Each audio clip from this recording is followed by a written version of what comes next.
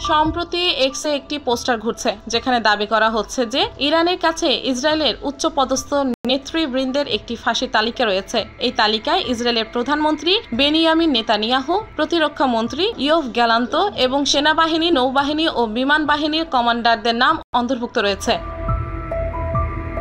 এই ধরনের প্রচারণা আন্তর্জাতিক সম্পর্ক ও উত্তেজনায় গুরুতর প্রভাব ফেলতে পারে, বিশেষত মধ্যপ্রাচ্যের ভূ-রাজনৈতিক পরিস্থিতির মধ্যে। সামাজিক মাধ্যমে ছড়িয়ে পড়া ওই পোস্টারের একটি সংস্করণ শেয়ার করা হয়েছে @RevengeIsNear নামের একটি এক্স হ্যান্ডেল থেকে।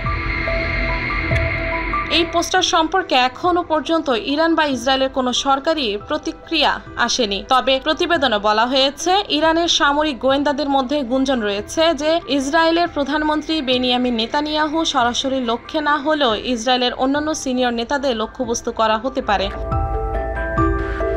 তালিকায় থাকা অন্যান্য উচ্চপদস্থ সামরিক নেতারা হলেন chief of general staff Herzi Halevi এবং তার ডেপুটি আমির বারাম এবং উত্তর, দক্ষিণ ও কেন্দ্রীয় কমান্ডের প্রধানরা মেজর জেনারেল ওরি গর্ডিন, ইহুদা ফক্স এবং এলিজার তোলেদানি। সামরিক গোয়েন্দা প্রধান আহরন হালিভার নামও রয়েছে। তালিকাটির শীর্ষে রয়েছে নেতানিয়াহুর নাম।